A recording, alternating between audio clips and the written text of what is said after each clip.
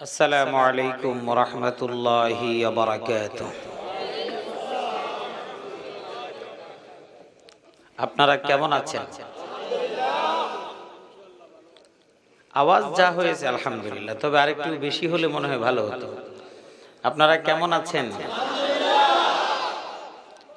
উত্তরটা অত্যন্ত চমৎকার, কারণ আল্লাহর নবীও তাই শিখিয়েছেন, যদি কেউ কাউকে জানতে চায় তুমি কেমন আছো, জবাবে বলতে হয় আলহামদুলিল্লাহ, আমি ভালো আছি। কারণ ভালো রাখার মালিক কে? নাহমাদুহু ওয়া নাস্তাঈনুহু ওয়া নাস্তাগফিরুহু ওয়া নাউযু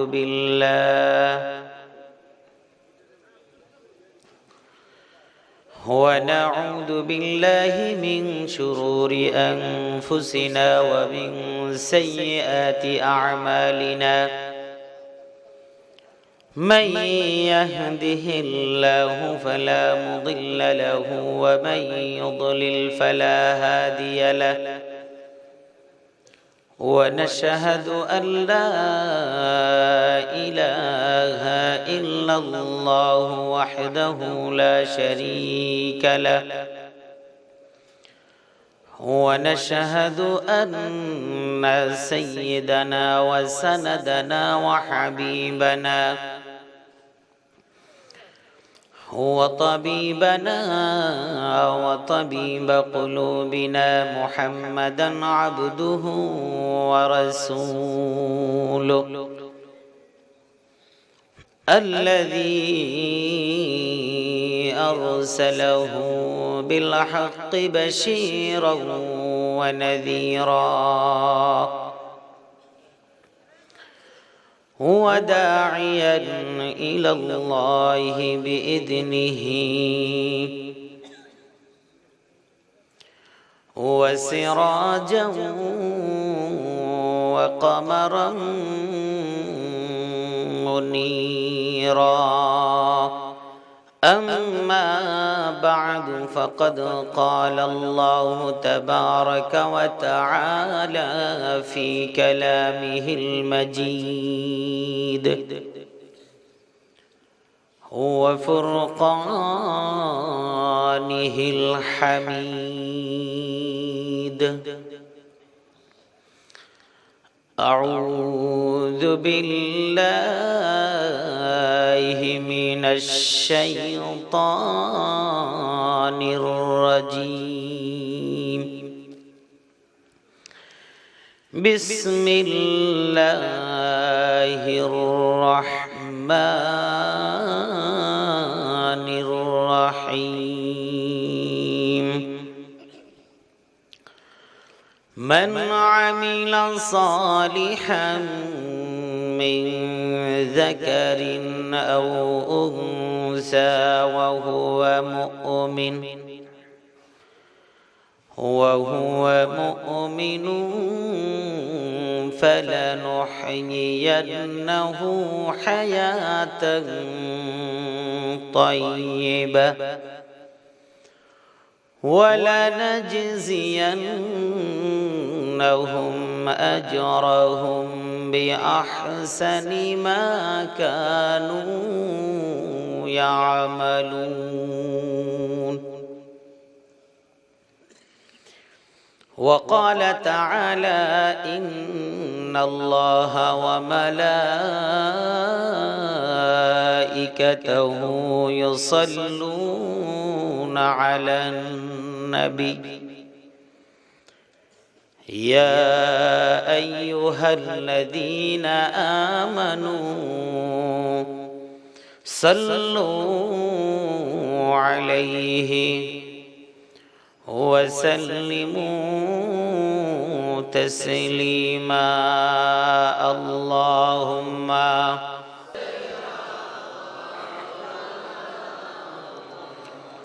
وعلى آل سيدنا مولانا محمد بلغ العلا بكماله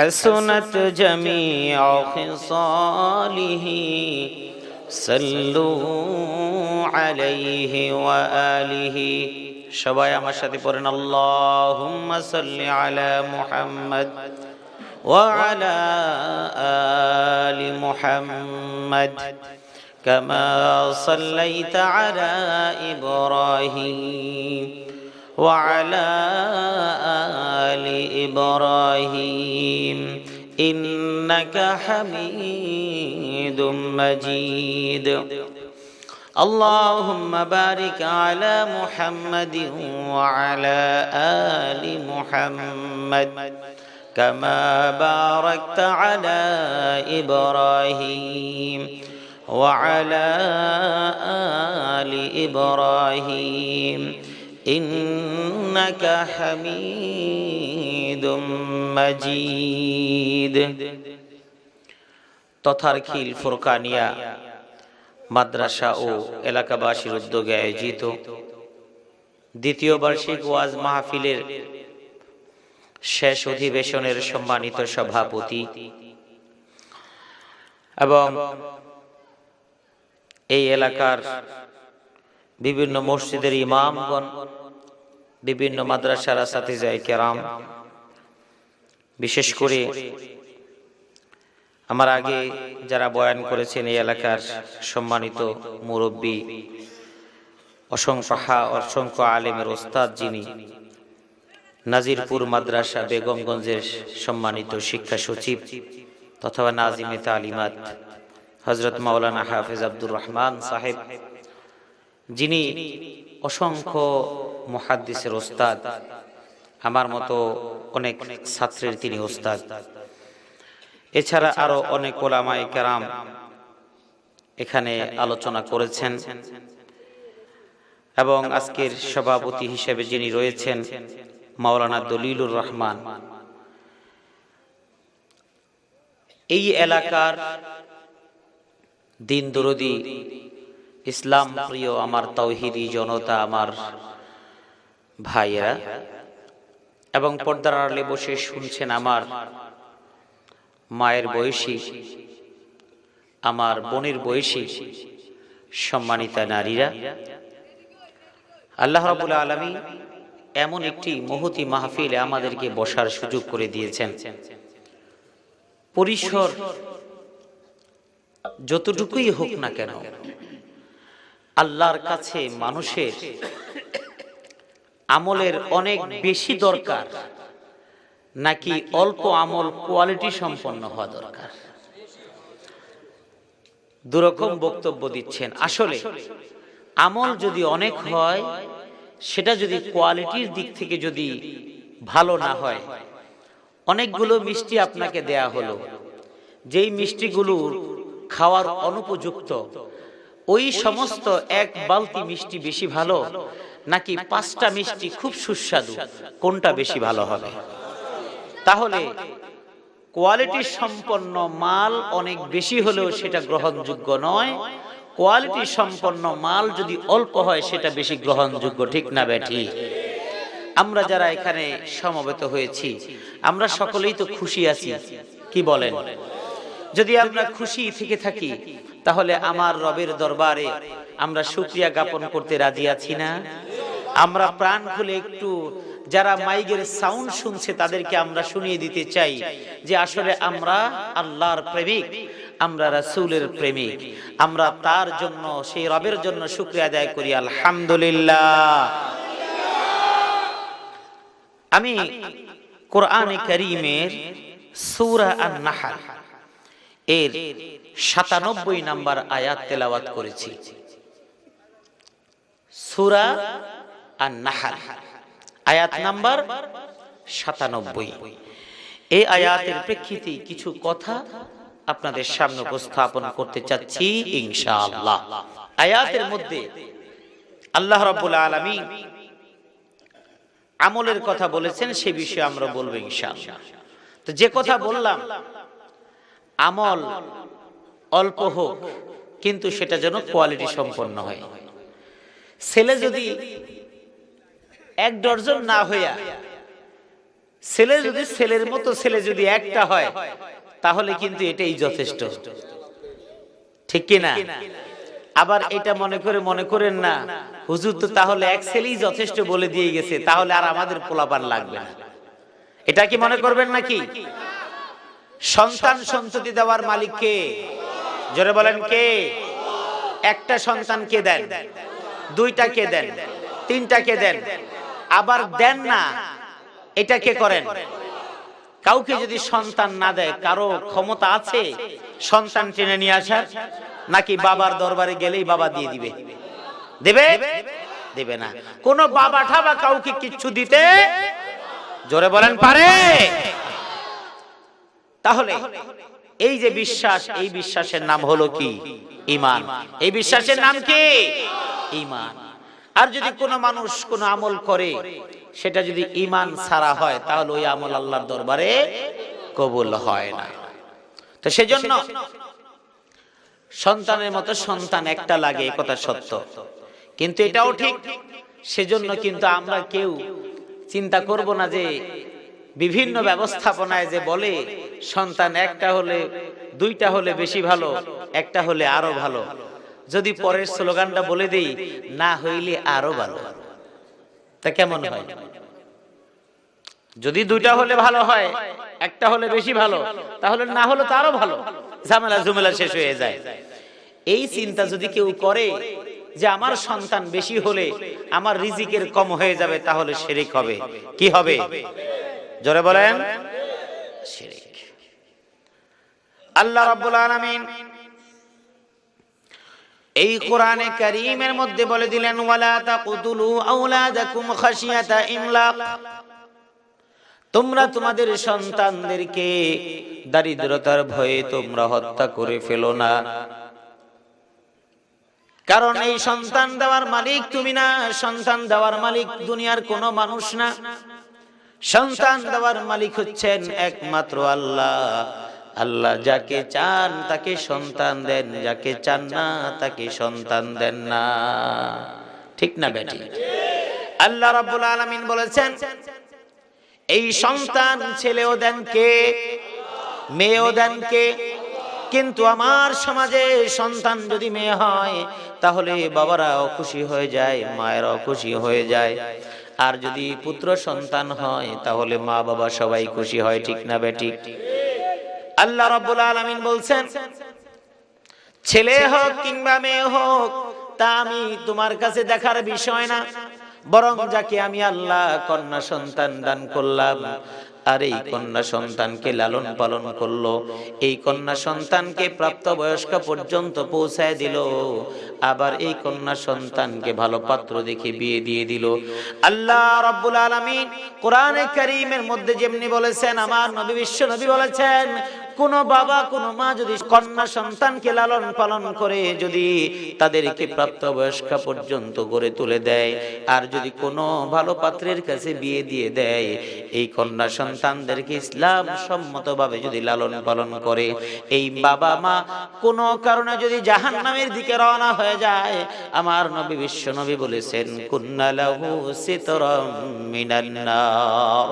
আল্লাহর নবী বলেছেন এই মেয়েরাই মা বাবার জাহান্নামে যাওয়ার পথের বাধা হয়ে দাঁড়াবে। সুবহানাল্লাহ। আল্লাহর নবী বিশ্ব নবী বলেছেন এই জন্য তুমি কেমন হবা সেটা বিষয় নয়, তোমার আমল কেমন হয় সেটাই হলো দেখার বিষয়। আল্লাহর নবী বিশ্ব নবী বললেন, আল্লাহ পাক রব্বুল আলামিন বলে দিলেন তুমি যে আমল করো না কেন সে আমলই আমার কাছে পৌঁছে যায়।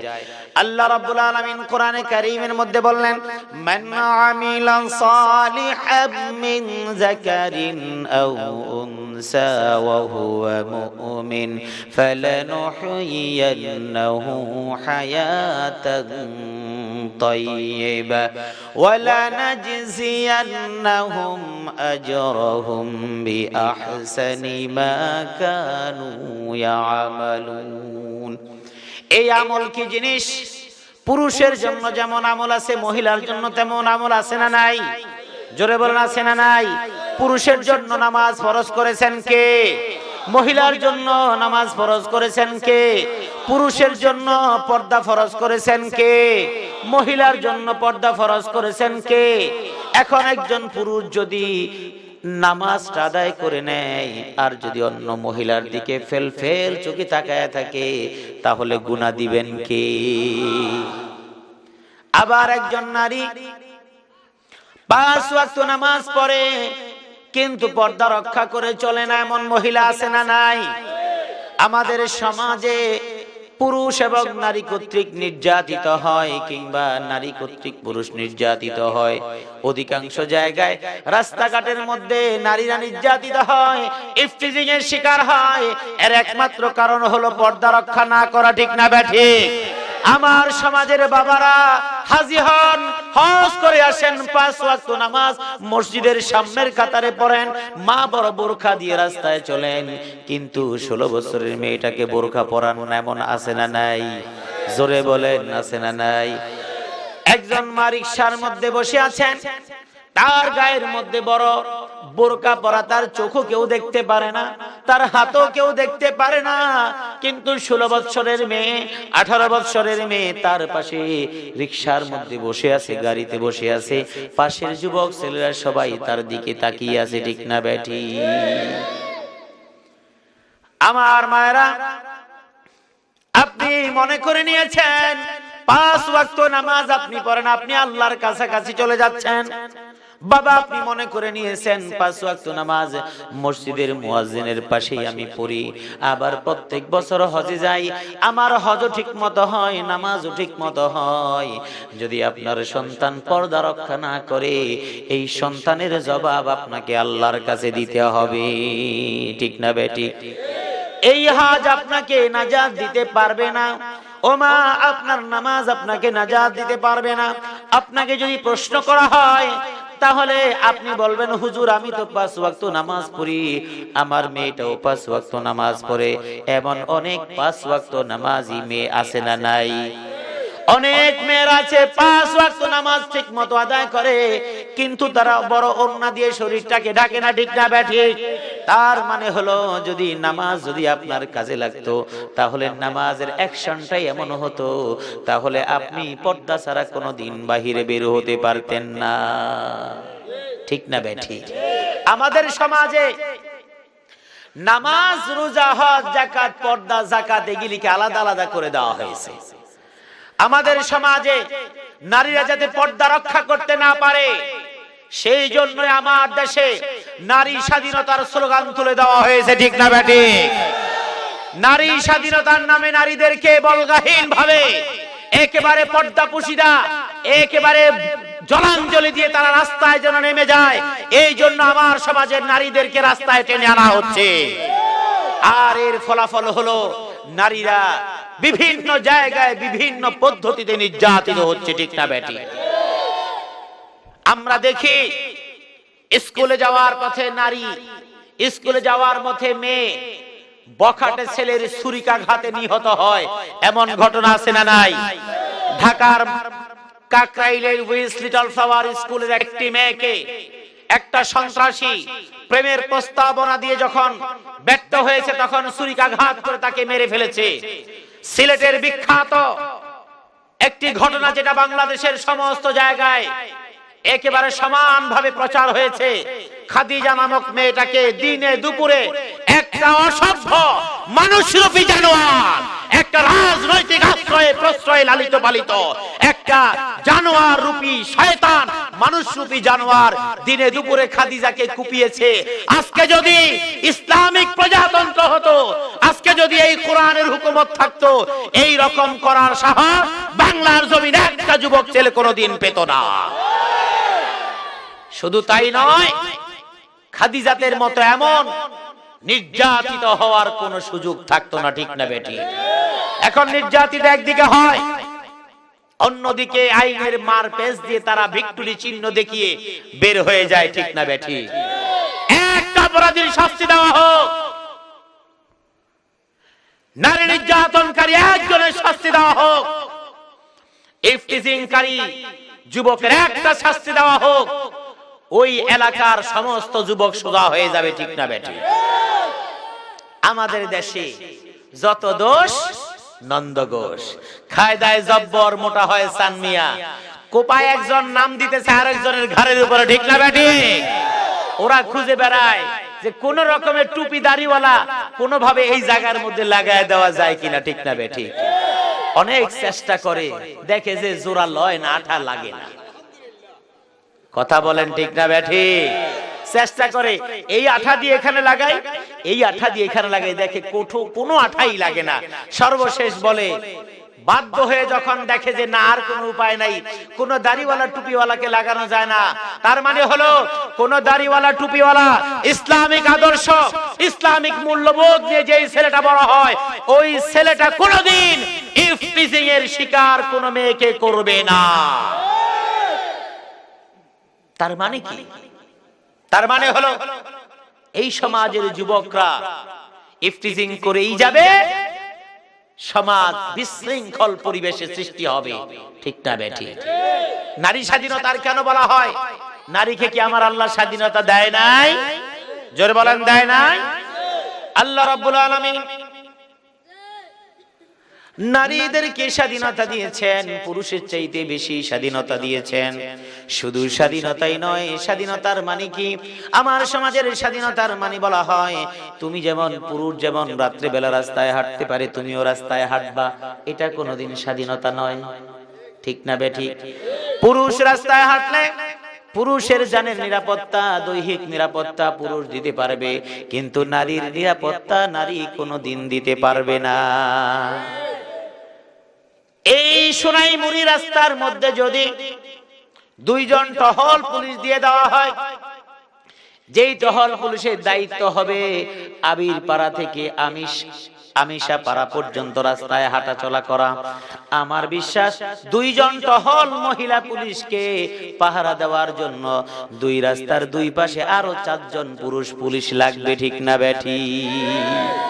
আমরা এটাও শুনেছিলাম বেশ কয়েক বছর আগে, কোথাকার 2 জন মহিলা টহল পুলিশকে আমার দেশের কিছু সোনার টুকরা ছেলেরা ওরা তুলে নিয়ে গেছে। তুলে নিয়ে ওদের যা যা প্রয়োজন ছিল সেই প্রয়োজন শেষ করে আবার ফেরত দিয়ে গেছে। তার মানেটা কি? এটার নাম স্বাধীনতা? আমার আল্লাহ যেই স্বাধীনতা দিয়েছেন, এর চাইতে বেশি স্বাধীনতার মানে কি জানেন? এর চাইতে বেশি স্বাধীনতার মানে হলো নারী তার নিজের জীবনে ধ্বংস ডেকে আনা, ঠিক না বেঠিক? একটা পরিবারের ধ্বংস ডেকে আনা। শিয়ালরা তো জীবনভর চায় মুরগিরা যেন বাইরে থাকে। কথা বলেন, শিয়াল কি চাইবে যে মুরগিগুলি সব খাঁচার মধ্যে থাকুক? এক এলাকার মধ্যে শুধু শিয়াল আসে আর মুরগি খায়। এই মুরগি খেয়ে ফেলে দেখে মুরগির মালিকরা সবাই চিন্তা করলো, শিয়ালের উৎপাত এত বেড়ে গেছে, মুরগি আর ছাড়া যাবে না।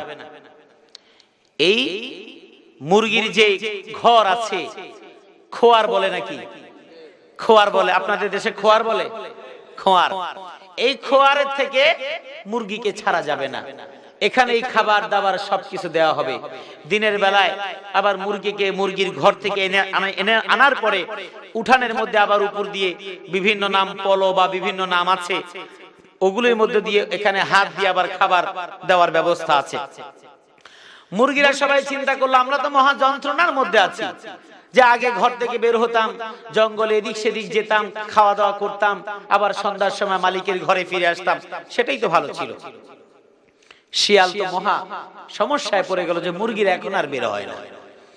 তো অনেকদিন পরে শিয়ালরা চিন্তা করলো যে একটা কাজ করি, আমরা যে মুরগিকে খেয়ে ফেলি, এই জন্যই মুরগির মালিকরা মুরগিদেরকে ছাড়ে না, তাহলে আমরা সবাই কিছুটা ভালো হওয়ার একটা অভিনয় করি। কেমন? যে মুরগি আসবে কিন্তু আমরা মুরগি ধরবো না। হঠাৎ করে এরকম একটা দুইটা মুরগি তো বাহিরে থাকেই, একটা মুরগি এরকম আসছে, শিয়াল দেখে চুপচাপ বসে আছে। মুরগি অবাক হয়ে গেলে, কি অবস্থা, শিয়ালে আমারে দেখে কিছু আমারে বলে না। তো শিয়াল একদিন ডাকলো, এই কিরে, খবর কি, কেমন আছিস?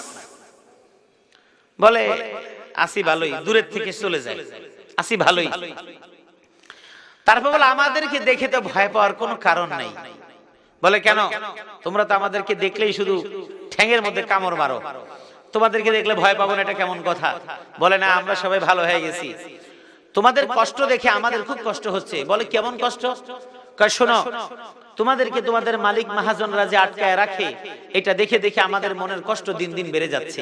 কারণ স্বাধীনতা বলতে একটা জিনিস আছে, এতদিন তোমরা স্বাধীনতা পেয়েছিলে, এখন স্বাধীনতা থেকে তোমরা পরাধীনতার মধ্যে আটকে গেছো, এটা আমরা খুব কষ্ট পাচ্ছি। এখন মুরগির স্বাধীনতার জন্য শিয়াল কষ্ট পায়, বুঝছেন তো ঘটনাটা কি? জোরে বলেন, ঘটনাটা কি বুঝছেন কি জন্য কষ্ট পায়? এবার ওরা সবাই মিলে চিন্তা করলো, আয় আমরা ভালো হয়ে যাব, মুরগিকে বোঝানোর চেষ্টা করব, মুরগিরা সবাই যেন আন্দোলন করে মালিকের বিরুদ্ধে, আমরা স্বাধীনতা চাই। এখন মুরগিরে বুঝাই দিলে, এই তোদেরকে যে কষ্ট দেওয়া হয়, দেখ বনে বাজারে কত সুন্দর পোকামাকড় উঠতেছে, তোরাও আসিস না, আর এই পোকামাকড় গুলো খাওয়া হয় না, আর তোদেরকে তোদের মালিক আটকায় আটকায় ওগুলি খাওয়ায়। মুরগি চিন্তা করে দেখলো কথা তো একেবারে খারাপ না। খোয়ারে গিয়ে এবার মুরগির যারা আত্মীয় স্বজন আছে, ভাই বোন যারা আছে, মা বাবা আছে, সবাইকে বলে, মা মামার সাথে দেখা হয়েছিল। মামা তো বুঝছেন, বাংলাদেশে এখন ভাই সে সব মামা হয়ে গেছে। কথা কি বুঝতে পারতেছেন? মুসিও মামা, রিকশা আলামও সব মামা। কথা বলেন ঠিক না বেঠি? এই মামার জ্বালা এখন চলা যায় না। বাসে ঢোকা মামা ভাড়াটা দেন, আর বাসালা একটা মামা ভাড়া দেন। এই আমি তোর মামা হইলাম কবে রে, তুই আবার আমার মামা হলি কবে? মুসিরে জুতা সেলাই করতে দেয়, জুতা দিয়ে কয়, মামা একটু ডলা আমার। এখন যদি আপনি গিয়ে বলেন, এই মুসির ভাই না, মেজাজ কিন্তু খারাপ হয়ে যাবে। ও মুচির ভাগনা হয়তো তোমার মন চায় না, কিন্তু মুচি তোমার মামা হোক এটা খুব আমার ভালো লাগে। এতই যখন মামা ভাগনার সম্পর্ক, এতই যখন ভালো লাগে, এই কথা বলতে গেলে দেখবেন অনেকেই বলে মানবতা বলতে একটা কথা আছে না, ঠিক না বেঠি?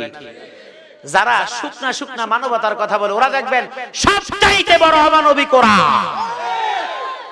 আমাদের সমাজে মানবতার স্লোগান দেওয়ার অনেক মানুষ আছে, এই কোরআনের চাইতে বড় মানবতার আছে? মানবতার দোহাই দেয়। আবার মানবাধিকারের নেতারা বেল টেনে টেনে বড় বড় মুছ দিয়ে এমন লাড়াছাড়া করে কথা বলে, আছে না নাই? ওদের মুছের দিকে তাকাইলেই বোঝা যায় এটা ওদের নিজের টাকায় কেনা তেল দিয়ে মুছে লাগায় নাই, এই তেল আরেকজনের দেয়া টাকা দিয়ে লাগাইছে, যেন বলে মুছে চকচকটা একটু বেশি করে। ঠিক না বেঠিক? মানবাধিকারের কথা বলে। আর আমার পার্শ্ববর্তী মায়ানমারে দিনে দুপুরে মানুষকে ধরে জবাই করে ফেলা হচ্ছে, গরুর মতো করে নারীদেরকে নির্যাতন করা হচ্ছে। আমার দেশের তথাকথিত মানবাধিকার কর্মী, তথাকথিত মানবাধিকার, তথাকথিত মানবতা বুঝে যারা দাবিদার, ওদের মুখের মধ্যে কুরু পেটে গিয়েছে। তার মানে কি? ওরা আসলে মানবতাবাদী নয়, ওরা ইসলাম বিদ্বেষী। ইসলামকে ছোট করার জন্য মানবতার দোহাই দিয়ে ইসলামকে, ইসলামের অগ্রযাত্রাকে বন্ধ করে দিতে চায়। অধিকারের কথা বলে নারীদেরকে ঘর থেকে বের করে এনে পর্দাহীন করে তাদের ইজ্জত নষ্ট করতে চায়।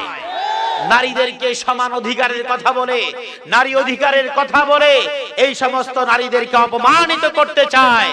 নারীকে দিয়ে রাস্তার মাটি টানালেই নারীর অধিকার হয় না।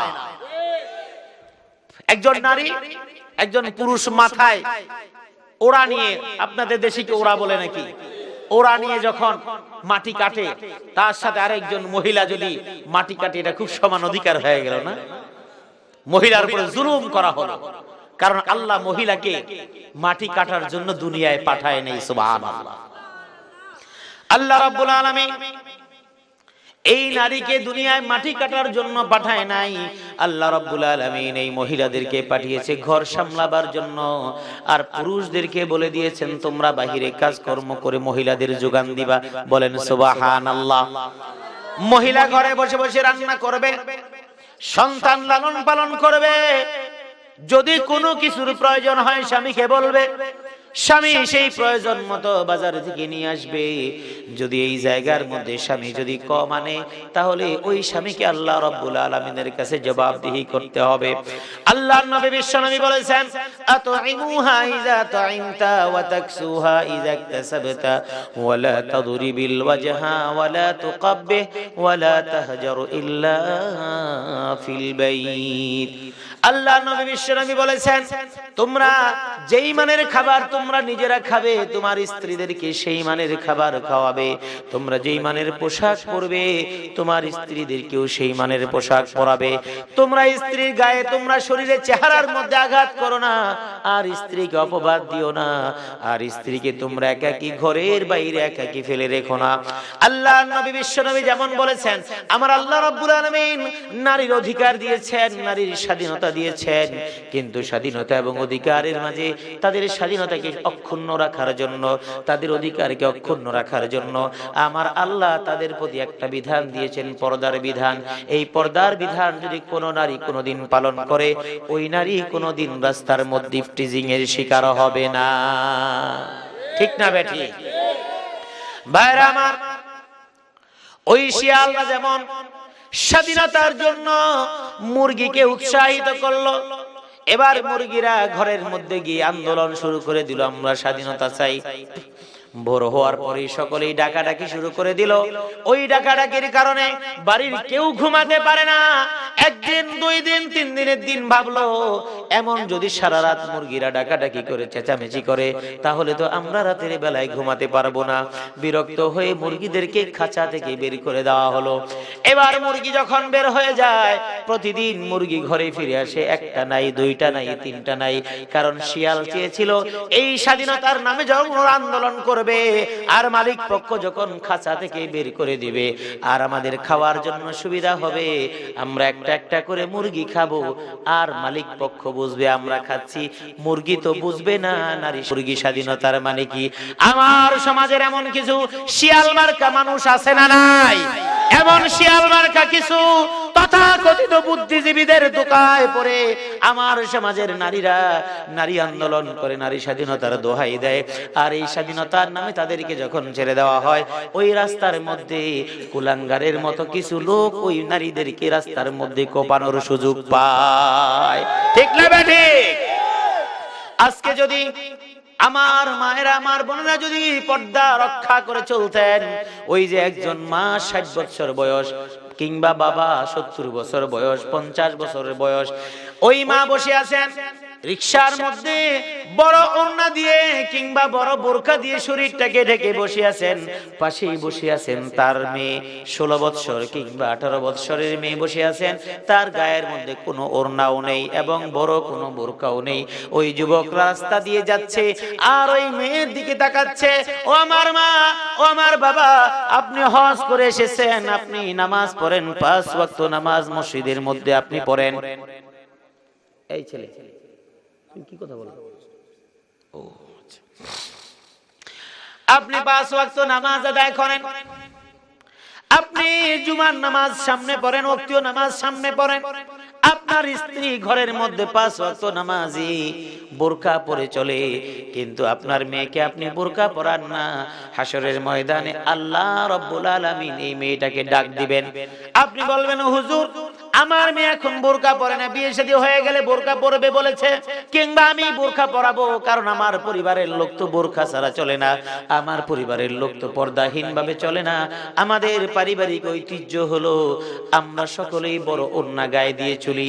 এমন যদি আপনার নিজস্ব পারিবারিক ঐতিহ্য থেকে থাকে, হাসরের ময়দানে আল্লাহ রাব্বুল আলামিন তো আপনাকে জিজ্ঞেস করবেন না, আপনার মেয়েকেও জিজ্ঞেস করবেন না তুমি বিয়ের পরে তুমি বোরকা পরেছো তোমার আগের মাপ, বরং আল্লাহ রাব্বুল আলামিন 5টি প্রশ্ন করবেন প্রত্যেকটি বনি আদমকে। কয়টি?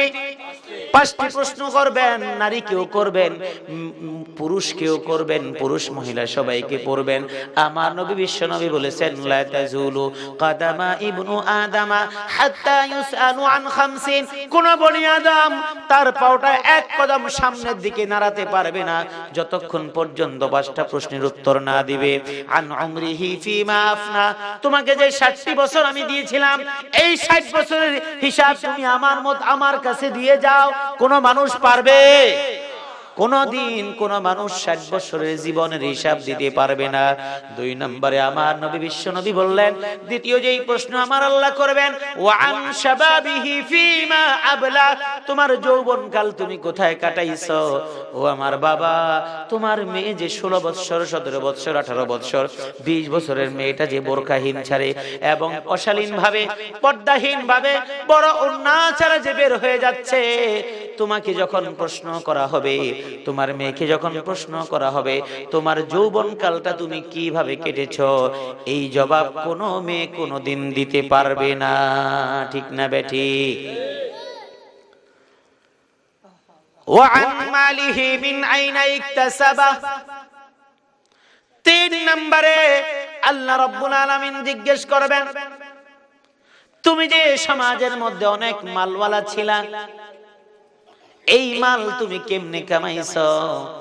মাল কামায় তুমি মসজিদে বস্তায় বস্তা দিয়েছো ঠিক, আবার মাল কামায় তুমি মানুষকে শাড়িও কিনে দিয়েছো ঠিক, মাল কামাই করে তুমি মানুষকে সহযোগিতা করেছো, এটাও ঠিক। কিন্তু আমার কাছে আগে প্রশ্নের উত্তর দিয়ে যাও, এই মালগুলি তুমি কিভাবে কামাই করেছো? তুমি 20,000 টাকা স্যালারি পেয়েছো, আর তুমি খরচ করেছো 60,000 টাকা। তুমি সমাজের নেতা হয়েছো, আর এলাকার যত জমিন সব তুমি দখল করে নিয়েছো। এমন নেতা আছে না নাই? জোরে বলেন, আছে না নাই? তুমি নেতা হয়েছো, জনগণ তোমারে ভোট দিছে, আবার কোথাও হয়তো জনগণের ভোট দেওয়া লাগে নাই, অটোমেটিক তোমার ভোট পড়ে গেছে। এমন আছে না নাই? কষ্ট করা লাগে নাই, ঘর থেকে বের হওয়া লাগে নাই, অলৌকিক ভাবে সমস্ত ভোট তোমার বাক্সের মধ্যে জমা হয়ে গেছে। ঠিক না বেটি? জোরে বলেন, ঠিক না বেটি? কারণ এখন সবকিছু হয় উপর থেকে। সবকিছু হয় কোথা থেকে? আমরা জীবন ভর জানি উপর একটা, এখন দেখি উপর আরো অনেকগুলো আছে। ঠিক না বেটি? একটাই উপরের প্রতি মুমিনের বিশ্বাস। ঠিক না বেটি? একটাই উপরের প্রতি মুসলমানের বিশ্বাস। ঠিক না বেঠিক? ওই একটাই হলো আমার রব, আমার আল্লাহ। তিনি যাকে ক্ষমতা চান তাকে ক্ষমতা দেন, আবার যাকে পুলটি দিতে চান তাকে আবার পুলটি পরে দেন। ঠিক না বেঠিক? উলিল্লাহুম্মা মালিকাল মুলকি তুতিল মুলকা মান তাশা ওয়া তানজিউল মুলকা মিম্মান তাশা ওয়া তুইজ্জু মান তাশা ওয়া তুযিল্লু মান তাশা বিয়াদিকাল খায়র ইন্নাকা আলা কুল্লি শাইইন কাদির। আল্লাহ রাব্বুল আলামিন বললেন, হে রাসূল আপনি বলে দিন, আল্লাহুম্মা মালিকাল মুলক, সমস্ত জাহানের ক্ষমতা এবং কর্তৃত্বের মালিক কে? তুতিল মুলকা মান তাশা, যাকে চাও তুমি মুলক এবং রাজত্ব দাও। তুতিল মুলকা মান তাশা ওয়া তানজিউল মুলকা মিম্মান তাশা, আবার যাকে চাও তাকে তুমি শেষরায় নামাইতে পারো। ঠিক না বেটি? আমার ভাইরা, ওই মুরগির স্বাধীনতা যারা চায়, ওই রকম শিয়াল মার্কা মানুষ আমাদের সমাজে অনেক আছে। ওই শিয়ালের চরিত্রের মানুষগুলো চায় এই সমাজের নারীরা কোরআন ছেড়ে দেখ। ঠিক না বেঠিক? এই সমাজের নারীরা কোরআন বিমুখ হয়ে যাক, এই সমাজের যুবকরা যেন কোরআন থেকে দূরে সরে যায়। ঠিক না বেঠিক? এই জন্যই বিভিন্ন ভাবে জঙ্গি এবং মৌলবাদী জাতীয় শব্দ যুক্ত করে এদেশের যুবক শ্রেণী যাতে করে ইসলামের পথে পা না বাড়ায়, আতঙ্ক সৃষ্টি করে দেওয়ার জন্য বিভিন্ন ভাবে যুবকদেরকে ধরে তাদেরকে বিভিন্ন ভাবে সাজা দেওয়া হচ্ছে। ঠিক না বেটি? যদি সত্যিকার এই যদি কেউ কোনো উগ্রপন্থার সাথে যুক্ত থাকে, আমরাও তার বিরোধিতা করি। ঠিক না বেটি? কিন্তু যুবক ছেলেরা যখন নামাজে চলে যায়, আর যখন শিয়াল মার্কা কিছু মানুষ আমার সমাজের ওই মানুষগুলো যখন বলে এই সমাজের যুবকরা সবাই উগ্রবাদী হয়ে যাচ্ছে, এর কারণ হলো তারা মসজিদে নামাজে যায়। এই নামাজে যাওয়ার কারণে অনেকেই যখন বলে তার মানে হলো এই যুবকদেরকে যেন নামাজে মসজিদে পাওয়া না যায়, এই যুবকরা যেন নামাজ ছেড়ে দেয়, সেই জন্য বিভিন্ন নামে যুবকদের মনে আতঙ্ক সৃষ্টি করার জন্য তারা এই প্রচারণা চালায়। ঠিক না বেঠে? আল্লাহ রাব্বুল আলামিন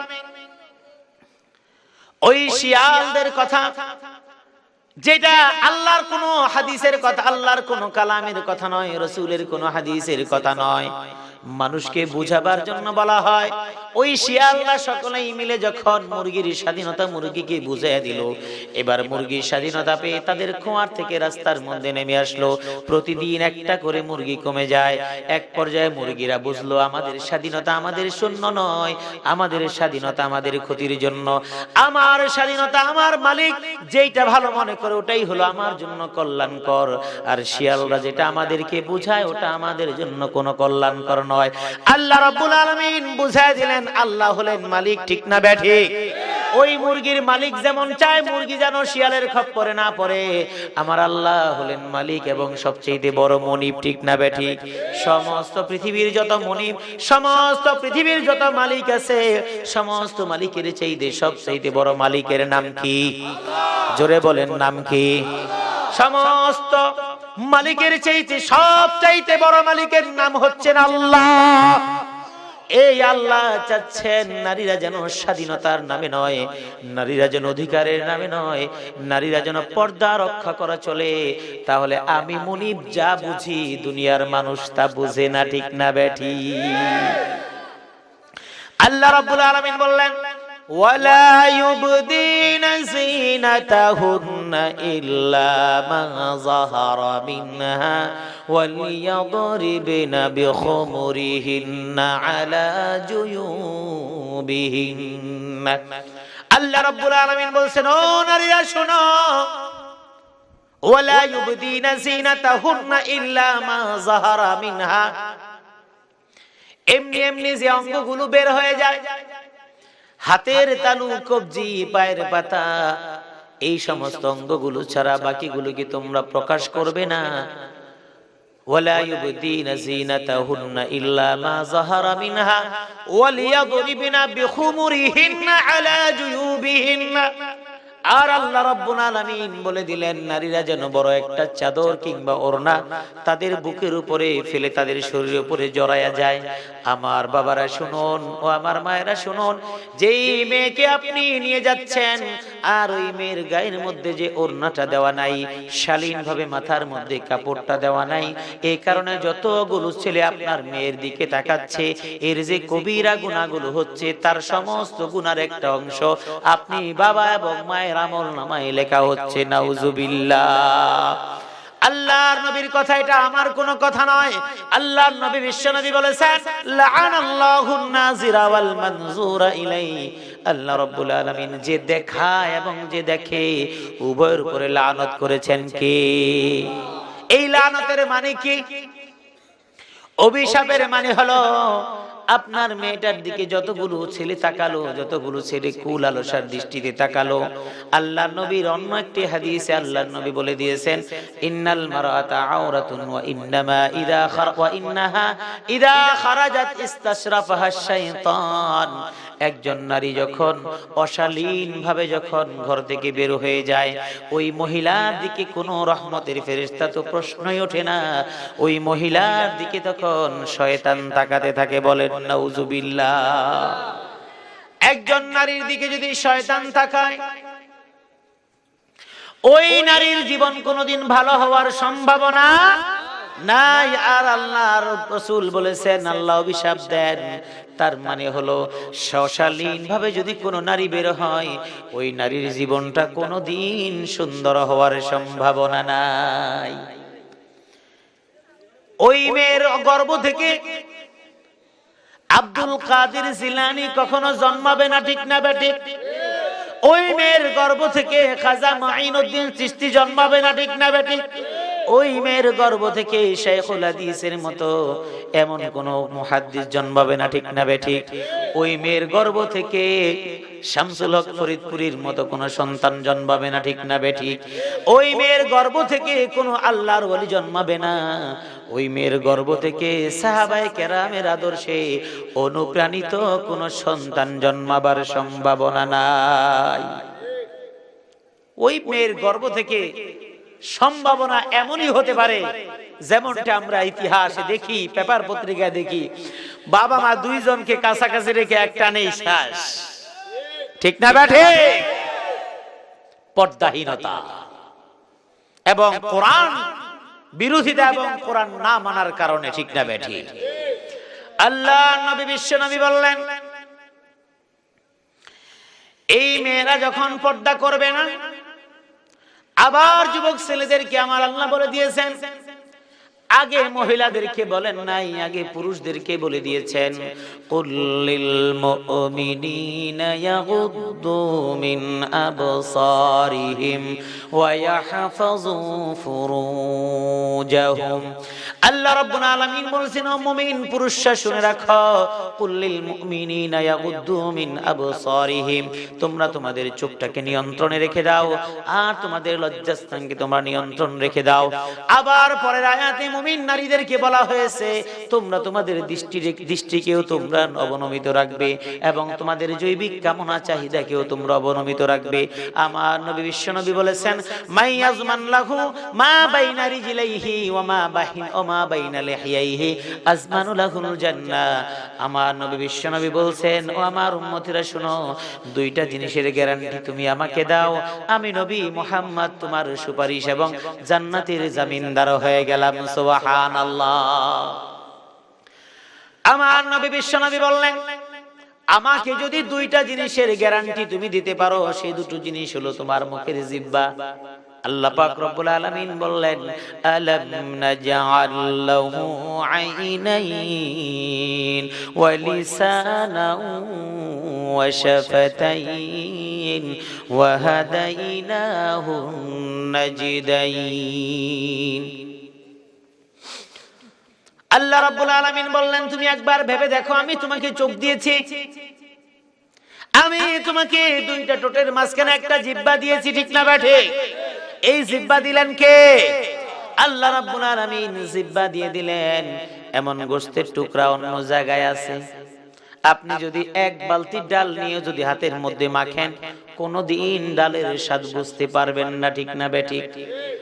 আপনার সামনে যদি এক কেতলি চা যদি ঢেলে দেওয়া হয়, আপনার পায়ের মধ্যে যদি ঢেলে দেওয়া হয়, জীবনে কোনোদিন বুঝবেন না চায়ের স্বাদটা কেমন, ঠিক না বেঠিক? আর এক কেতলি চাও লাগবে না, এক বালতি ডালও লাগবে না, সামান্য একটু চামিচের মাথায় যদি লেগে আসে আর ওটা যদি জিহ্বার মাথায় আপনি লাগান, বুঝে যাবেন ওই জিনিসটার স্বাদ কেমন, ঠিক না বেঠিক? বলেন সুবহানাল্লাহ। আল্লাহ রাব্বুল আলামিন এই জিহ্বা দিয়ে দিলেন। জিহ্বাটা লড়ে, এটা ভালো কাজেও লড়তে পারে, খারাপ কাজেও লড়তে পারে, ঠিক না বেঠিক? ভালো কাজে লড়লে সেটাও আমার আল্লাহ লিখে রাখবেন, খারাপ কাজে লড়লেও আল্লাহ লিখে রাখবেন, ঠিক না বেঠিক? আল্লাহ বলেছেন, মা ইয়ালফিযু মিন কাউলিন ইল্লা লাদাইহি রাকীবুন আতীদ। আল্লাহ রাব্বুল আলামিন বলেছেন, মানুষ যা এই জিহ্বা দিয়ে উচ্চারণ করবে, আমি আল্লাহর সাথে সাথে তা আমার ফেরেশতাদের দ্বারা আমি একেবারে লিখে রাখার ব্যবস্থা করেছি। সুবহানাল্লাহ। এই জন্য আমার সমাজের কিছু মানুষ আছে, এই জিহ্বাটা আল্লাহর কোরআনের তিলাওয়াতে সময় পার করে, ঠিক না বেঠিক? অনেক মানুষ আছে যারা এই জিহ্বাটাকে নামাজের মধ্যে দাঁড়িয়ে কোরআন তেলাওয়াতের মধ্যে সময় পার করে, ঠিক না বেঠিক? অনেক মানুষ আছে এই জিহ্বা দ্বারা ভালো ভালো কাজগুলো মানুষদেরকে বলে।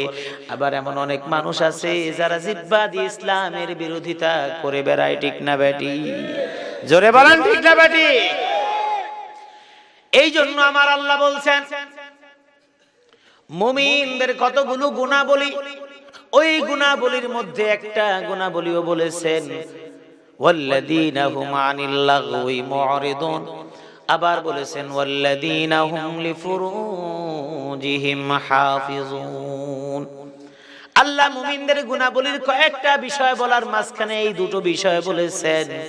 মুমিন তো তারাই হবে ওয়াল্লাযীনা হুম আনিল লাগবি মুরিদুন, এই জিহ্বা দিয়ে কোনো অহেতুক কথা, অশ্লীল কথা আমার কোনো মুমিন বান্দা বলতে পারে না। সুবহানাল্লাহ। আর বলেছেন আল্লাযীনা হুম লিফুরুজিহিম হাফিজুন, আর তাদেরকে যে জৈবিক কামনা চাহিদা দেওয়া হয়েছে এটা বৈধভাবে রাখবে, এটা ছাড়া অবৈধভাবে কোনোদিন ব্যবহার করবে না মুমিন যারা। আর এই কাজ যারা দুটো করবে, আমার আল্লাহ বলেছেন, আমার নবী বলেছেন, তাদের জান্নাতের জামিনদার আমি মুহাম্মদ হয়ে গেলাম। সুবহানাল্লাহ। এই জন্য ভাইরা আল্লাহ রাব্বুল আলামিন বলেছেন ওয়াহফাযু ফুরুজাহুম, আল্লাহ বলেছেন তোমাদের দৃষ্টি এবং তোমাদের জৈবিক কামনাকে হেফাজত করো। এই হেফাজতের জন্য আল্লাহ রাব্বুল আলামিন একটা সিস্টেম দিয়ে দিলেন। আর শিয়াল মার্কা মানুষগুলো ওই মুরগির স্বাধীনতার মতো ওই সিস্টেমের বাহির থেকে আপনাকে আমাকে বের করতে চায়। এবার যখন শিয়ালেরা মুরগিগুলোকে একে একে ধরে খাওয়া শুরু করে দিল, মালিক পক্ষ বুঝে গেল সর্বনাশ হয়ে গেছে। এবার মুরগিরাও বুঝলো, যখন দেখে দিনের বেলা সারাদিন মুরগিগুলো বাহিরে ঘুরে, রাতের বেলায় যখন খোয়ারে আসে, আসার পরে যখন দেখে অমুকের মেয়ে নাই, অমুকের ছেলে নাই, অর্থাৎ মোরগ নাই, মুরগি নাই, এবার বুঝে গেল এটা তো আমাদের স্বাধীনতা নয়, এটা হলো আমাদের স্বাধীনতা এবং অধিকার নয়, এটা হলো আমাদের ধ্বংসের কারণ। আমার ভাইরা, এই নারীরা পর্দাহীন ভাবে যখন চলা শুরু করে দিল, আর যখন বিভিন্ন জায়গায় ফ্রিজিং এর শিকার হয়ে গেল এবং অ্যাসিড নিক্ষেপ হয়ে গেল, বিভিন্ন ভাবে যখন নির্যাতিত হলো, তখন নারীরা বুঝে আমরা নিরাপদ নয়। আর ওই মানুষগুলি বলে বেলায় এতে কিছুই হয় নাই, বরং আমরা তোমাদের পক্ষে আছি মৌন মিছিল করার জন্য। ঠিক না ব্যাঠিক? মৌন মিছিল করে নির্যাতিত হয় নারী, আর আমাদের দেশের এক শ্রেণীর মানুষ মৌন মিছিল করে। এই মৌন মিছিলের মানে কি জানেন? মৌন মিছিলের মানে হলো তোমরা যা করতেছো আমরা তার সমর্থন দিতেছি। চুপ থাকাই তো সম্মতির লক্ষণ। ঠিক না বেটি? আল্লাহ রাব্বুল আলামিন বলেন, মান আমিলা সালিহাম মিন যাকারিন আও উনসা, ও পুরুষরা শোনো, তুমি ভালো আমল করলে যেমন তোমাকে আমি 2টা পুরস্কার দিব, ও নারীরা তুমি যদি ভালো আমল করো তোমাকেও 2টা পুরস্কার দিব। কয়টা পুরস্কার? একটা দেওয়া হবে দুনিয়ার জিন্দেগিতে, আরেকটা দেওয়া হবে পরকালে। আমার আল্লাহ বলছেন, ও আমার পুরুষ ভাইরা শুনে নাও, তুমি যদি নেক আমল করো, নামাজ রোজা হজ যাকাত কি শুধুমাত্র মনে করে নিয়েছেন নেক আমল, এটাই শুধু না, আমার আল্লাহ কোরআনে বলে দিয়েছেন, ইয়া আইয়ুহাল্লাযীনা আমানু কু আনফুসাকুম ওয়া আহলিকুম নারা وقودها الناس والحجارة عليها ملائكة غلاظ شداد لا يعصون الله ما أمرهم ويفعلون ما يؤمرون। الله رب العالمين বললেন, ইয়া আইয়ুহাল্লাযীনা আমানু কু আনফুসাকুম ওয়া আহলিকুম নারা, আল্লাহ বলে দিলেন তুমি জাহান্নামের আগুন থেকে বাঁচো, এই সাথে সাথে তুমি তোমার পরিবারকে বাঁচাও। বলে দিলেন কে? সুতরাং তার মানে হলো আপনি 5 ওয়াক্ত নামাজ পড়ে জান্নাত কামাই করলেন, আপনার পরিবারের মধ্যে জান্নাতের কোনো ব্যবস্থা হলো না। সুতরাং ওই নারী পুরুষ, আপনার মেয়ে আপনার স্ত্রীকে বাদ দিয়ে আপনি জান্নাতে চলে যাবেন তা কোনোদিন চিন্তা করতে পারবেন না। এর কারণ হলো আমার নবী বিশ্ব নবী হাদিসের মধ্যে বলেছেন, আলা কুল্লুকুম রাঈন ওয়া কুল্লুকুম মাসউলুন আন রাইয়াতিহি, প্রত্যেক মানুষ তার স্ব ক্ষেত্রে জিম্মাদার, আর তাকে যা যেই দায়িত্ব দেওয়া হয়েছে সেই ব্যাপারে জিজ্ঞেস করা হবে। আমার পুরুষ ভাইরা, আপনাকে জিজ্ঞেস করা হবে আপনার পরিবারের ক্ষেত্রে, আপনার পরিবারের ভরণ পোষণ দিচ্ছেন, সেই সাথে আপনার স্ত্রী, আপনার সন্তান, আপনার ছেলে এবং আপনার মেয়ে ঠিক মতো কোরআনের শাসন মেনে চললো কিনা, ইসলাম বুঝলো কিনা, সেই জন্য আপনাকে জিজ্ঞেস করা হবে। আর আমার মায়েরা শুনে রাখো, ওয়াল মারআতু রাইয়াতুন আলা আহলি যাওজিহা ওয়া হিয়া মাসউলাতুন আনহা। আমার নবী বিশ্ব নবী বলেছেন, আর মহিলারা হচ্ছেন তাদের স্বামীর ঘরের জিম্মাদার, ওই স্বামীর ঘরের ব্যাপারে তাদেরকে জিজ্ঞেস করা হবে। বলেন সুবহানাল্লাহ। এখন জিজ্ঞেস করা হবে কিভাবে? হাশরের ময়দানে আল্লাহ রাব্বুল আলামিন ওই মেয়েকে যখন দাঁড় করাবেন আর জিজ্ঞেস করবেন, ওয়ান শাবাবিহি ফিমা আবলা, তোমার যৌবনকাল তুমি কেমনে কাটাইছো? মেয়ে বলবে, আল্লাহ পর্দা বুঝিও নাই, বড় ওড়না পরা তো দূরের কথা, আমার মা বাবা এর প্রয়োজন মনে করে নাই, সেই জন্য যৌবনকালটাকে আমি এমনি হেলায় ফেলায় কাটিয়েছি। আল্লাহ বলবেন, তোমার পরবর্তী জীবনটা তুমি কেমনে কাটাইছো? বলবে, আল্লাহ বিয়ে হয়েছে, তারপরে আমি বোরখা পরেছি, পর্দা করেছি। আল্লাহ রাব্বুল আলামিন বলবেন, ওই শালীন পোশাকে চলাটা তো বিয়ের আগে বেশি দরকার ছিল, ঠিক না ব্যাঠিক? বিয়ের পরেও দরকার, তবে বিয়ের আগে বেশি দরকার। আর তোমার বয়স যখন 60 বছর হয়ে গেল, তখন তো তত বেশি গুরুত্ব দরকার ছিল না।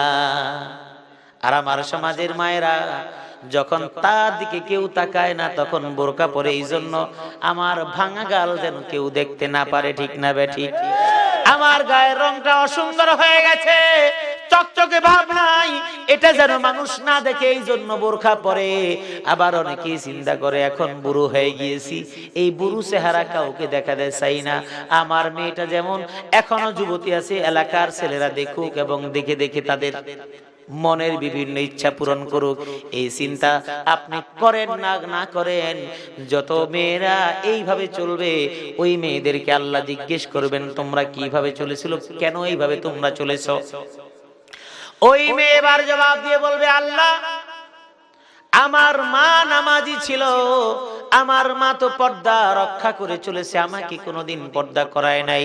ছোটবেলায় যখন আমি জন্মগ্রহণ করলাম, যখন আমি পোশাক আশাক পরা শিখলাম, আমার বয়স যখন 3 বছর 4 বছর হয়ে গেল, আমার মা আমার জন্য শখ করে জিন্সের প্যান্ট কিনে আনা শুরু করেছে, ঠিক না বেঠিক?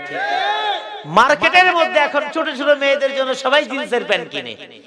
এক সময় বিশেষ করে আপনাদের এই নোয়াখালী অঞ্চলে তো ধর্মীয় আবেগ অনুভূতির জন্য বিখ্যাত ছিল, ঠিক না বেঠি?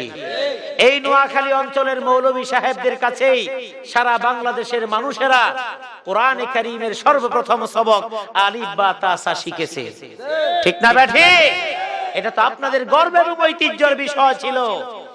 আজকে শুধু এই দেশ নয়, সারা বাংলাদেশ এখন এমন এক অবস্থা হয়ে গিয়েছে, এখন মেয়েদের জন্য সালোয়ার কামিজ নাই, জিন্সের প্যান্ট ছাড়া কিছুই নেই। 2 বছরের মেয়ে, 3 বছরের মেয়ে, 4 বছরের মেয়েকে একজন মা জিন্সের প্যান্ট পরান, গেঞ্জি পরায় যখন বড় করেন, ওই মেয়েটা 8 বছর 9 বছর হওয়ার পরে ওই মেয়েকে কোনোদিন আপনি সালোয়ার কামিজ পরাতে পারবেন না, ঠিক না বেঠিক? আল্লাহ রাব্বুল আলামিন বলছেন, আবার অনেকেই বলে, হুজুর এই পোশাক দিয়ে যেমন ঢাকে, ওই সালোয়ার কামিজ দিয়েও তো তেমনি ঢাকে, সমস্যাটা কি? অমুক মুসলিম দেশ, ওই দেশের মেয়েরা তো জিন্সের প্যান্ট পরে, এমন কথা বলে কিনা বলেন? আমার ভাইরা, কোন দেশ জিন্সের প্যান্ট পরে মেয়েরা, ওটা আমাদের শরীয়তের দলিল না, ঠিক না বেঠিক? আমার শরীয়তের দলিল হচ্ছে কোরআন, আমার শরীয়তের দলিল হচ্ছে আমার রাসূলের হাদিস।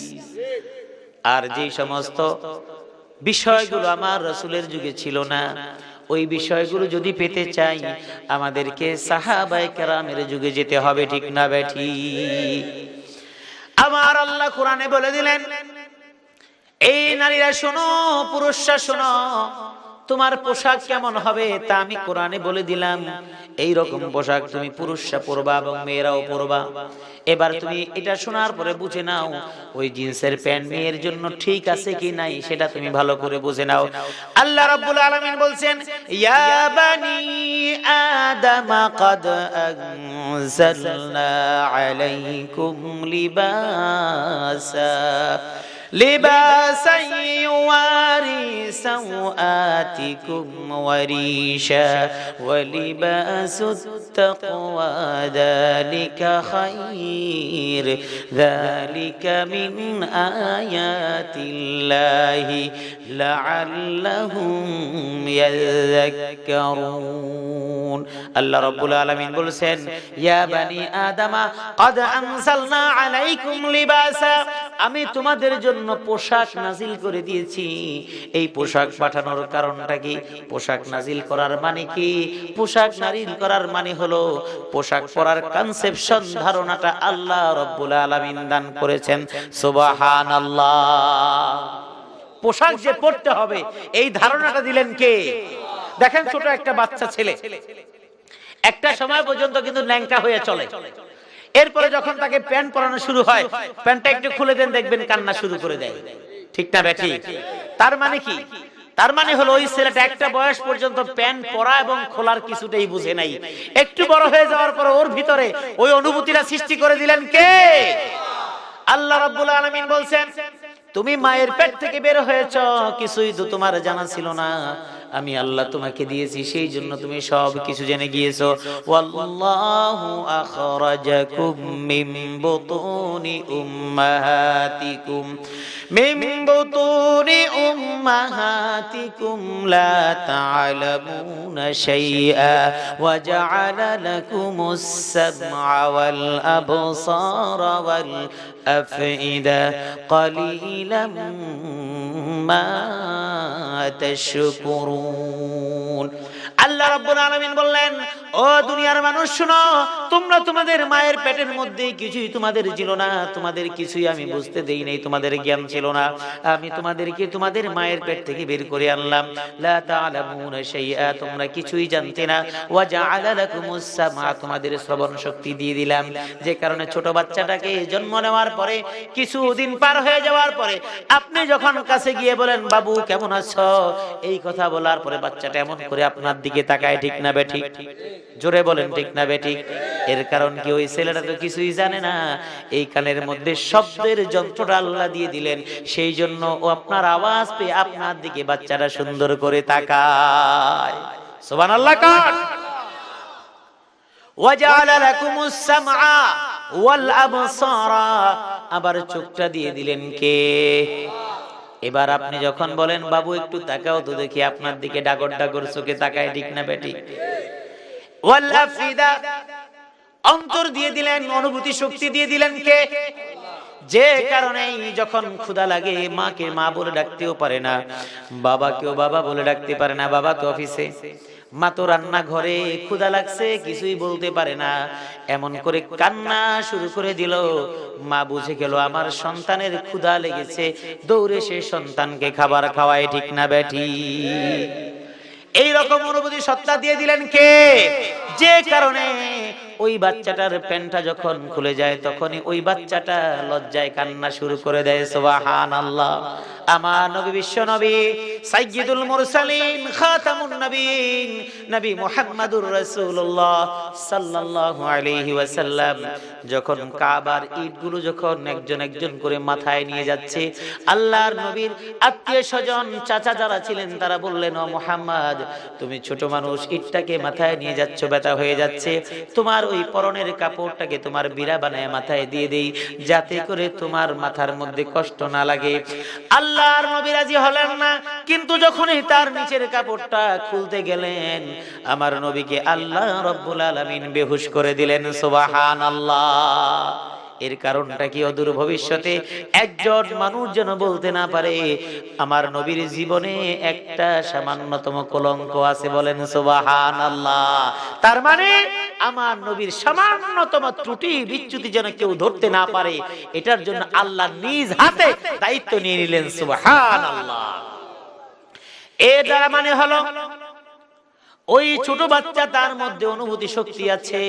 আল্লাহ রাব্বুল আলামিন বলে দিলেন, আমি পোশাকের অনুভূতি তোমাদেরকে আমি দিয়ে দিলাম, এটা আমার পক্ষ থেকে দান। এটা কোন দিন থেকে শুরু হয়েছে? যেই দিন হযরতে আদম এবং হাওয়া আলাইহিস সালাতু ওয়াস সালাম জান্নাতের মধ্যে ছিলেন, আর শয়তান গিয়ে বলল ওয়া কাসামাহুমা ইন্নী লাকুমা লামিনান নাসিহিন। শয়তান এসে বলল, ও আদম ও হাওয়া, আমি হলাম তোমাদের জন্য একজন ওয়াজকারী উপদেশকারী। কি ওয়াজ তুমি করলা? বলল তুমি যে ওই যে নিষিদ্ধ গাছের কাছে তোমাকে যেতে নিষেধ করেছে তা হলো ভুল, কারণ আল্লাহ চান তুমি যেন জান্নাতে যেন না থাকো, আর ওটা খাইলে তুমি সারা জীবন জান্নাতি হয়ে যাবে, এটা আল্লাহ চায় না। তার মানে কি জানেন, শয়তান সব সময় উল্টাটা বুঝায়, ঠিক না বেঠি? যে কারণে আমাদের দেশেও শয়তান, আপনি তো চোখে দেখেন না, দেখেন আমার দেশের কিছু মানুষ আছে কোরআনে যা বলে তার উল্টাটা শিখায়, ঠিক না বেঠি? শয়তান উল্টা শিখায়, এই মানুষগুলো উল্টা শিখায়। তার মানে কি শয়তান আর ওরা কি খালাতো ভাই, ঠিক না বেঠি? আমি তো বলি খালাতো ভাই না, ওরাই হলো শয়তান, ঠিক না বেঠি? এটা আমার কথা না, এটা কার কথা? আল্লাহ রাব্বুল আলামিন বলছেন শয়তান তুমি দেখবা না। আল্লাহ রাব্বুল আলামিন বলছেন ইন্নাহু ইয়ারাকুম হুয়া ওয়া কাবিলুহু মিন হাইসু লা তারাউনাহুম। ওই শয়তান এবং তার চাচাতো মামাতো ভাই যারা আছে তারা তোমাদেরকে ঠিকই দেখবে, কিন্তু তোমরা শয়তানকে কোনোদিন দেখতে পাবে না। কিন্তু শয়তান তোমাদেরকে কেমনে প্রতারিত করবে আমার আল্লাহ কোরআনে বলে দিলেন, আল্লাযী ইউওয়াসওয়িসু ফি সুদুরিন নাস মিনাল জিন্নাতি ওয়ান নাস। আল্লাহ রাব্বুল আলামিন বলছেন শয়তান ওয়াসওয়াসা দিবে তোমার অন্তরে, আর এই শয়তান হলো তুমি জিনের মধ্যে যেমন পাইবা তোমরা মানুষের মধ্যেও এমন শয়তান পাইবা। তার মানে কি আমাদের সমাজে যারা কোরআনের বিরুদ্ধে কথা বলে, কোরআনের অনুশাসনের বিরুদ্ধে কথা বলে, তারা শয়তান, মানুষরূপী শয়তান, ঠিক না বেটি? জোরে বলেন ঠিক না বেটি? এজন্য আল্লাহ রাব্বুল আলামিন বলছেন এই পোশাকের কনসেপশন, পোশাকের ধারণা, পোশাক যে পরতে হবে, সতর যে ডাকতে হবে, এই ধারণাটা দিলেন কে? ওই যে আমি বললাম ছোট মেয়েদেরকে আপনি জিন্সের প্যান্ট পরান আর আপনি মনে করে নিচ্ছেন এটাই শেষ হয়ে যাবে, এটাই শেষ হয়ে যাবে, এটা আপনি মনে করছেন, এই ধারণাটা আপনার জন্য ঠিক না। আল্লাহ রাব্বুল আলামিন পোশাকের কথা কোরআনে বলে দিয়েছেন, ঠিক না বেঠিক? আল্লাহ রাব্বুল আলামিন পোশাকের কথা কোরআনে বললেন, কাদ আনসালনা আলাইকুম লিবাসা, আমি পোশাক তোমাদের জন্য বানায় দিলাম, ধারণা দিয়ে দিলাম তোমরা পোশাকটা পরবে দুইটা উদ্দেশ্যে। কয়টা উদ্দেশ্যে? জোরে বলেন কয়টা উদ্দেশ্যে? এক নাম্বার হলো ইউয়ারি সাওআতিকুম, এর উদ্দেশ্য হলো তোমাদের লজ্জা নিবারণ হবে এই পোশাকের মাধ্যমে, বলেন সুবহানাল্লাহ। দুই নাম্বার উদ্দেশ্য হলো ওয়ারিশা, রেশ বলা হয় সৌন্দর্যকে, জিনাতকে। আমি পোশাকটা দুইটা উদ্দেশ্যে পাঠাইলাম। একটা উদ্দেশ্য হলো তোমার শরীরটাকে, তোমার লজ্জাকে, তোমার সতরকে ঢেকে রাখবা, আর এমন করে ঢাকবা যাতে করে তোমাকে সুন্দর দেখা যায়। সুবহানাল্লাহ। অনেকেই বলবে হুজুর জিন্সের প্যান্ট যদি পরাই মেয়েদেরকে দেখতে তো সুন্দর লাগে, আপনার চোখে সুন্দর লাগে, কিন্তু আমার নবী সুন্দর লাগে কিনা দেখতে হবে, ঠিক না বেঠিক? একজন মুসলমানের ভালো লাগা মন্দ লাগা নির্ভর করবে আমার নবীর ভালো লাগা মন্দ লাগার উপর, ঠিক না বেঠিক? সস্তা আশিক রাসূল হওয়া যায়, কিন্তু আমার নবীর সত্যিকারে আশিক রাসূল হওয়া অনেক কঠিন, ঠিক না বেঠিক? আমার নবী বিশ্ব নবী বললেন যেই সমস্ত নারীরা এমন পোশাক পরবে যেই পোশাকগুলো শরীরের সাথে লেগে থাকে, আমার নবী বলছেন দুই শ্রেণীর মানুষকে আমি এখনো দেখি নাই, ওরা শেষ জামানায় ওদের আগমন ঘটবে।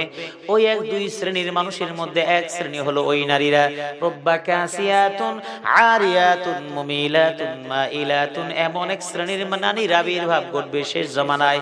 ওই নারীরা কাপড় পরেও তারা নগ্ন থাকবে। মুহাদ্দিসরা ব্যাখ্যা করেছেন কাপড় পরে আবার নগ্ন থাকে কেমনে? কাপড় পরে নগ্ন থাকার মানে হলো কাপড় পরেও তাদের আবেদনগুলো মানুষকে ফুটাইয়া তুলবে, এটার মানে হলো কাপড় পরেও নগ্ন থাকা, ঠিক না বেঠি? কাপড় ঠিকই পরছে কিন্তু মাগার অনেক ব্যাপার স্যাপার আছে। এই ৮-৭ পোশাক যারা পরবে, এমন পোশাক পরে বর্ণনা দেওয়ার দরকার নাই, মানুষ বুঝে যে এই পোশাক পরার কারণে আবেদন আরো বেড়ে যায়, পুরুষের আকর্ষণ আরো বেড়ে যায়। আর যারা পুরুষদেরকে আকৃষ্ট করার জন্য পোশাক পরে এবং রাস্তায় বের হয়, আমার নবী বিশ্ব নবী বলেছেন মা ইলাতুন মুমিলাত, নিজের দিকে পুরুষদেরকে আকৃষ্ট করবার জন্য, আবার নিজেরাও পুরুষদেরকে আকৃষ্ট হবার জন্য এমন যেই নারীরা পোশাক পরে রাস্তায় বের হবে, আমার নবী বলেছেন লা ইয়াদখুলুল জান্নাহ ওয়া লা ইয়াজিদনা রিহাহা ওয়া ইন্না রিহাহা লাতুজাতু মিন মাসিরাতিন কাযা ওয়া কাযা। আল্লাহ নবী বলছেন এই সমস্ত নারীরা জান্নাতে কখনো প্রবেশ করবেই না, অথচ জান্নাতের সুঘ্রাণ অনেক দূর থেকে পাওয়া যাবে। বলেন সুবহানাল্লাহ। জান্নাতের সুঘ্রাণ এত দূর থেকে পাওয়া যাবে, আর ওই নারীদেরকে জান্নাতে প্রবেশ করানো হবে না। বলেন নাউজুবিল্লাহ। তাহলে এত কিছু করার পর আপনি জান্নাতে যেতে পারলেন না। এই মা বাবা কিয়ামতের ময়দানে হাজির থাকবে, সন্তানও হাজির থাকবে। ওই সন্তান এবার বলবে আল্লাহ গো, আমার কোনো দোষ নাই, ছোটবেলা থেকে আমাকে এইভাবে গড়ে তুলেছে আমার মা বাবা, আমাকে যদি ছোটবেলা থেকে এইভাবে লালন পালন করতো আমি কোনোদিন বিপদে যেতাম না। ঠিক না বেটি? যেই মেয়েকে ছোটবেলা থেকে যেইভাবে গড়ে তোলা হয়, যেই ছেলেকে ছোটবেলা থেকে যেইভাবে গড়ে তোলা হয়, ওই ছেলে এবং মেয়ে সেইভাবেই বড় হতে থাকে। ঠিক না বেটি? এবার ওই মেয়েরা বলবে আল্লাহ, আমরা পর্দাহীনতার কারণে জাহান্নামে যাব, এটা আমাদের কোনো কারণে নয়, ওই যে মা এবং বাবা তাদের কারণে হয়েছে। আর তখন বলবে রব্বানা আতিহিম দুআফাইনি মিনাল আযাবি ওয়া লা'আনহুম লা'নান কাবীরা। ও আল্লাহ, ওই মা বাবা যেহেতু আমাদেরকে বিপদগামী করে দিয়েছে, ওদেরকে ডবল ডবল শাস্তির ব্যবস্থা করে দাও। আমার মায়েরা বোনেরা শুনে রাখো, যদি পর্দাহীনতার মাধ্যমে যদি তুমি চলো, তুমি যদি ওড়না বড় ওড়না জড়িয়ে যদি না চলো, তুমি যদি বোরকা যদি পরে না চলো, তুমি যদি পরপুরুষকে দেখিয়ে দেখিয়ে রাস্তা দিয়ে চলো, তাহলে আমি তোমাকে বলবো তোমার অঙ্গ প্রত্যঙ্গ যতটুকু তুমি আগুনের তাপ সহ্য করতে পারবে, জ্বলন সহ্য করতে পারবে, ততটুকুই তুমি বের করে চলো। কারণ আল্লাহ রাব্বুল আলামিন কোরআনে কারীমে বলে দিয়েছেন হাসরের ময়দানে, এবং এই সমস্ত নারী এবং যারা জাহান্নামী হবে তাদের শাস্তি কেমন হবে। আল্লাহ রাব্বুল আলামিন বলেছেন জাহান্নামের আগুনের পোশাক গায়ের মধ্যে পরে দেওয়া হবে, এইভাবে পরিয়ে দেওয়া হবে। ওই জাহান্নামের আগুনের পোশাকের কারণে শরীরের অঙ্গ প্রত্যঙ্গের চামড়া রক্ত মাংসগুলো খসে খসে পড়তে থাকবে। বলেন নাউজুবিল্লাহ। কুল্লামা নাদিজাত জুলুদুহুম বাদদালনাহুম জুলুদান গায়রাহা লিয়াযুকুল আযাব। আল্লাহ রাব্বুল আলামিন বললেন কুল্লামা নাদিজাত জুলুদুহুম, যখন তাদের গায়ের চামড়াগুলো পুড়ে পুড়ে খসে খসে যখন পড়বে, তখন আবার নতুন করে চামড়া গজিয়ে দেওয়া হবে, যাতে করে ওই চামড়া পুরার শাস্তি যেন সে গ্রহণ করতে থাকে। আমার ভাইরা, আল্লাহ রাব্বুল আলামিন সেই জন্য বলেছেন মান আমিলা সালিহাম মিন যাকারিন আও উনসা ওয়া হুয়া মুমিন ফালানুহইয়ান্নাহু হায়াতান তাইয়্যিবা। আল্লাহ রাব্বুল আলামিন বলেন দুনিয়ার জিন্দেগিতে তাদের সুন্দর জীবন দেওয়া হবে।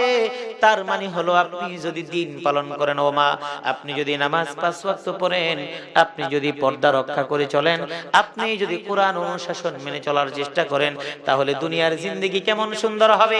আল্লাহ রাব্বুল আলামিন আপনার স্বামীকে হয়তো এমন সুন্দর করে দিবে, যেই স্বামী আপনাকে বেশি করে ভালোবাসবে। আপনার সন্তানদেরকে হয়তো এমন সুন্দর সন্তান বানায় দিবে, নেক সন্তান বানায় দিবে, যেই সন্তানের কারণে পাড়া প্রতিবেশীর কাছে কোনো বদনাম শোনা লাগবে না। আল্লাহ রাব্বুল আলামিন এমন করে দিবেন, আপনার স্বামী যা কামাই করে তার মধ্যে সংসার সুন্দরভাবে চলবে, আয় রোজগারের মধ্যে উন্নতি হবে। এটার নাম হলো ইহকালীন জীবনে সুন্দর জীবন। আপনার হয়তো টাকা পয়সা অনেক হবে না, কিন্তু আপনার সন্তানের রেজাল্ট এলাকার মধ্যে আপনার সুনাম সুখ্যাতি বাড়িয়ে দিবে। ঠিক না বেটি? আর যদি মরে যায়, অবশ্যই মরে যাব সকলেই। আমার আল্লাহ বলছেন দুনিয়ার জিন্দেগিতে যদি নেক আমল করে যেতে পারি, নেক আমল শুধু নামাজ রোজা হজ যাকাত নয়, নেক আমল হলো নামাজ রোজা হজ যাকাত এবং বান্দার হক রক্ষা করা, পর্দা রক্ষা করা, যাকাত আদায় করা সহ যত আহকামাত কোরআনে বলে দিয়েছেন ওই সমস্ত আহকামগুলো পালন করার নাম হলো নেক আমল করা। আল্লাহ রাব্বুল আলামিন বলছেন পরকালীন জীবনের যেই পুরস্কার আল্লাহ দিবেন, ওয়ালানা জিসিয়ান্নাহুম আজরাহুম বিআহসানি মা কানু ইয়ামালুন, তুমি দুনিয়ায় যা করেছো সব কিছুর বিনিময়ে তোমাকে দেওয়া হবে। কেমন দেওয়া হবে? আমার নবী বিশ্বনবী বলেছেন মরার পরে থেকেই কবরের ঘাটিতেই আল্লাহ রাব্বুল আলামিন মুমিন মুমিনাদের কবরের মধ্যে শান্তির ব্যবস্থা করে দিবেন। সুবহানাল্লাহ। শুধু শান্তির ব্যবস্থা নয়, আল্লাহ রাব্বুল আলামিন ওই মুমিন মুমিনা যখন কবরে তাকে শুইয়ে রাখা হবে, আল্লাহ রাব্বুল আলামিন ফেরেশতাদেরকে ডাক দিয়ে বলবেন, ওরে আমার ফেরেশতারা রে শোন, আমার ওই মুমিন মুমিনা নারী যে কবরে আছে, কবরের মধ্যে জান্নাতের বিছানা বিছানোর ব্যবস্থা করে দাও। সুবহানাল্লাহ কোন। আবার আল্লাহ রাব্বুল আলামিন বলবেন আমার মুমিন মুমিনা নারীর গায়ের মধ্যে এই যে পোশাক নিয়ে এসেছে, এই পোশাক নয়, জান্নাত থেকে পোশাক নিয়ে যাও, আমার মুমিন নারী এবং মুমিন পুরুষ এবং মুমিনা নারীর গায়ের মধ্যে জান্নাতের পোশাক পরায়া দাও। সুবহানাল্লাহ। আর কবর মাত্র 3.5 হাত জায়গা, ছোট্ট একটু জায়গা। আল্লাহর নবী বিশ্ব নবী বলছেন আপনি আমি যদি মুমিন হই, নারীরা যদি মুমিন মুমিনা হয়, ও আমার মা নামাজ সারা জীবন পড়লেন, পর্দা রক্ষা করলেন না, আপনি পরিপূর্ণ মুমিন হতে পারেন নাই। এই নামাজ রোজা দিয়ে হয়তো আপনি নাজাত নাও পেতে পারেন। ওই সময় যদি আল্লাহ রাব্বুল আলামিন আপনাকে যদি আটকে দেন, আপনি যদি কোনো জবাব দিতে না পারেন, আল্লাহ নবী বিশ্ব নবী বলেছেন ওই মুমিন নারী এবং মুমিন পুরুষ এবং মুমিনা নারী যেমনি ভাবে কবরে থাকার পরে তাদের কবরকে আল্লাহ পাক রব্বুল আলামিন 3.5 হাতের মধ্যে রাখবে না, ওয়া ইফসাহু লাহু মাদ্দা বাসারিহি, তার কবরকে তার দৃষ্টির সীমানা পর্যন্ত বিস্তারিত প্রসারিত করে দিবেন। সুবহানাল্লাহ। আর মুমিন যদি না হয়, মুমিনা যদি না হয়, আমার নবী বিশ্ব নবী বলছেন ওই কবরের মধ্যে জাহান্নামের বিছানা বিছানোর ব্যবস্থা করা হয়ে যাবে। নাউজুবিল্লাহ। আর তার জন্য এমন একজন ফেরেশতা নিয়োগ করা হবে যেই ফেরেশতা চোখেও দেখে না, কানেও শুনে না, মুখে কথাও বলতে পারে না, কারণ আপনাকে শাস্তি দিবে। আপনার চিৎকার শুনবে না, মায়া দরদের কোনো বিষয় নেই, আপনার শাস্তি হতেই থাকবে। আল্লাহ নবী বিশ্ব নবী বলছেন এমন একজন ফেরেশতা তার হাতের মধ্যে ওয়াফিয়াদিহি মিরজাবাতুম মিন হাদিদ, তার হাতের মধ্যে লোহার গুরজু থাকবে। এই লোহার গুরজু দিয়ে আঘাত করতে থাকবে, আর আঘাত করলে অনেক নিচে চলে যাবে, ওয়াফিহিম তাউদ, আবার ওখান থেকে ফিরিয়ে আনা হবে। এই আঘাতের পরিমাণটা কেমন হবে? আমার নবী বিশ্ব নবী বলে দিয়েছেন লাউ দুরিবা বিহিল আরদু লাসারা তুরাবা। আর যদি এমন হয় ওই গুরজু দিয়ে জমিনের মধ্যে যদি একটি আঘাত করা হয়, ওই একটি আঘাতের কারণে পৃথিবীর যত বড় বড় পাহাড়গুলো আছে মুহূর্তের মধ্যে মাটির সাথে মিশে যাবে। বলেন সুবহানাল্লাহ। এই জন্য ভাইরা আল্লাহ রাব্বুল আলামিন বলছেন ওয়ালা নাজিয়ান্নাহুম আজরাহুম বিআহসানি মা কানু ইয়ামালুন।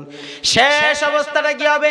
এই সন্তান যদি নেককার হয়, দিনদার হয়, আপনার মেয়ে যদি পর্দা রক্ষা করে চলে, আপনার ছেলেটি যদি ইফতিজিক না করে, কোনো মেয়ের প্রতি যদি কোনো রকমের কুদৃষ্টি, কোনো ধরনের কোনো শালীন আচরণ না করে, আর দিন মেনে যদি চলে, এই সন্তানদেরকে আল্লাহ রাব্বুল আলামিন ডেকে বলবেন ওরে সন্তান শোনো, দুনিয়ার জিন্দেগিতে অনেক কিছু করার সুযোগ ছিল, তুমি করো নাই, তুমি সব কিছু বাদ দিয়ে একমাত্র আমার সন্তুষ্টি লাভের জন্য তুমি পর্দা রক্ষা করে চলেছো, নামাজ পড়েছো, দিন মেনে চলেছো, যাও তুমি যাও, তুমি জান্নাতে চলে যাও, উদখুলুল জান্নাহ।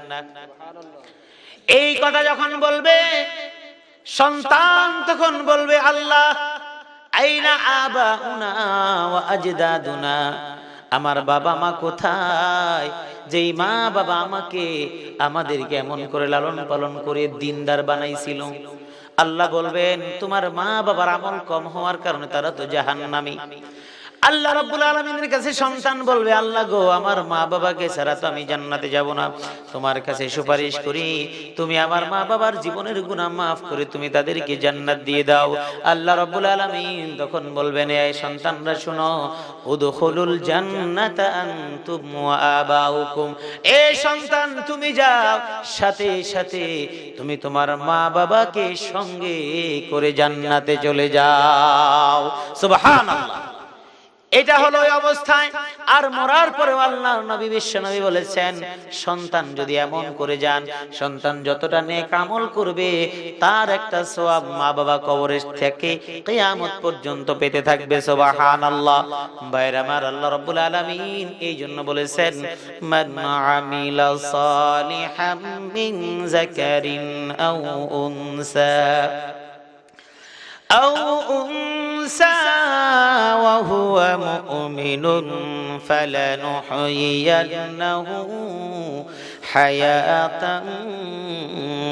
طيبة ولنجزينهم أجرهم بأحسن ما كانوا